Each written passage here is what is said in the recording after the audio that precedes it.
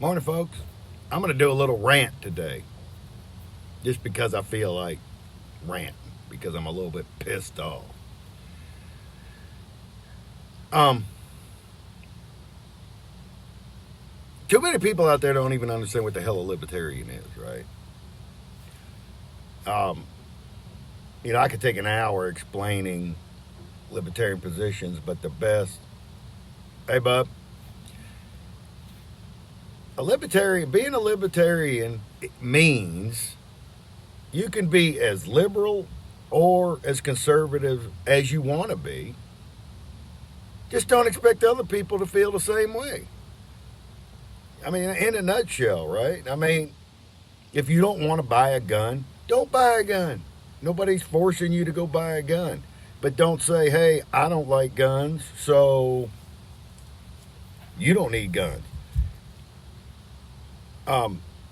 The bigger part of it is as libertarians, we are a little more socially liberal, meaning, we don't care about gay marriage. I mean, get married. Gay people need to do whatever they want to do, right? We don't care about a lot of things, the social welfare programs. We do not want the government to pay for anything social welfare. In a nutshell, I mean, we are fiscally conservative.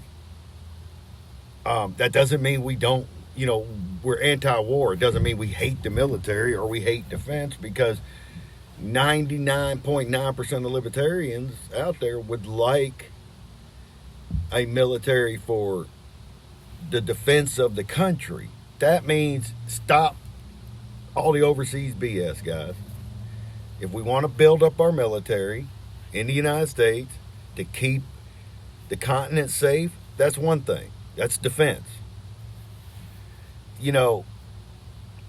I had a plan for years, a lot of libertarians don't agree with, but it's my plan. What I would do if I were president would I'd bring all the troops home from all these overseas countries, and I'd put hard hats on them for the rest of their term, and use them to help build infrastructure. And then once their hitch is up, they're out. And the reason I say the hitch is because I feel that integrity, right? I mean, we promised them when they signed on the dotted line that they would do 3 or 4 years or whatever they signed on for. And I figured keep that promise, but put them in hard hats, help with infrastructure. There's a boatload of infrastructure in this country that needs to be done. I mean, the roads have failed, right? I mean, we've got roads that were designed in the 50s, 60s, and 70s that can't take the traffic we have now. We are so far behind the rest of the world on things like internet. I mean, our internet sucks. I've worked a lot overseas, and I worked in the Middle East, and people call them backwards and all that. Well, that's nothing further from the truth, right? All in Saudi Arabia, all the water pipe we put in was all carbon fiber. Their infrastructure is leaps and bounds ahead of ours, years ahead of ours. We need our infrastructure taken care of. We could do that with the free market. How do we do that? Well, I don't like subsidies, but I do like tax breaks, because taxation is theft. So if a company like Microsoft or Amazon's or any of these big companies decide, hey, I'll put in internet, okay, then you get a tax break, whatever we want to call it. But that's providing a service. Just like we talk trash about Amazon, a lot of people talk trash. Well, they don't pay any taxes. Well, maybe not. But just around Columbus, Ohio, I would dare say Amazon has a $2-3 million a week payroll for all the people that work at Amazon. And all that money gets infused right back to the local economy. So, they're helping people. I mean, they're helping the local economy. It's because they don't pay the federal government as much taxes. Doesn't mean they're not helping the economy, because every one of those people work. that are working for them and that payroll, and every one of those people is paying taxes, which I disagree with. But they're also going buying tires, they're buying groceries, they're buying whatever they need locally, supporting local businesses. So that's a good thing.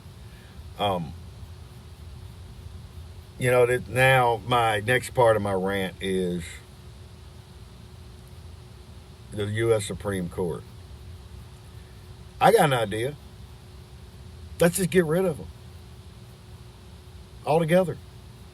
Let the lower courts take care of it. Let the lower courts and the state Supreme Court take care of these problems.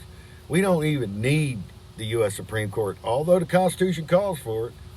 Jefferson hated the Supreme Court because he knew that people would legislate from the bench from day one. It's not the right of 9 people chosen by a bunch of crooks and villains in the Senate to interpret the Constitution. I mean, because let's be honest, they've none of them. Every state that's passed unconstitutional gun laws and such, the U.S. Supreme Court has upheld those decisions every single time, except one that I can remember on, and that was the magazine ban deal that New York had.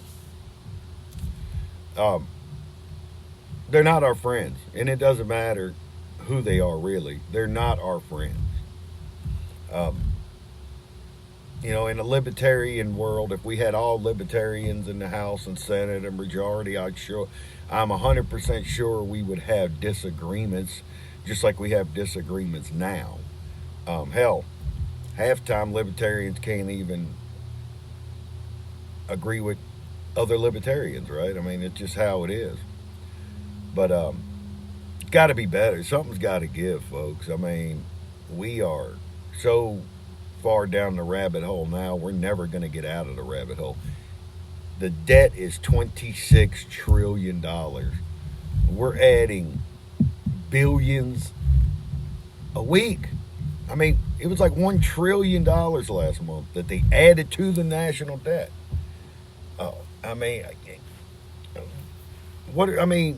Our money's going to be worthless soon. We're going to need a wheelbarrow full of money to go buy a gallon of milk. That's coming, folks. And if you think it's not possible, it's possible. China's disconnecting from the U.S. dollar. Russia's already disconnected from the U.S. dollar. How many more countries are going to disconnect from the dollar? Once that comes, you're going to see our money is worthless. The Federal Reserve Bank is buying stock on the market. The Federal Reserve is buying stock just to prop the stock market up. If you put money in the stock market right now, you're playing with fire. Buy gold, silver, lead, brass, and books, folks. And I know you're laughing at this, but I'm going to be honest with you. If you really want to know history, you better go out and buy your ass a bunch of books, because when they decide to change history and go full Orwellian on us, the only history you'll have is what you have in a book now. Because when they change the history books, there won't be nothing left for the grandchildren and great-grandchildren down the road except what they want. There's an old saying, history is written by the victors. If liberty loses and a Bolshevik-style communist takeover happens in this country and they rewrite the history, all we'll know is all our great-grandchildren and grandchildren will know is what they told them. Well, I know it's Monday, folks, so I'm sorry about my rant, but sometimes you just got to scream. Talk to y'all later. Be careful out there, and have a good day.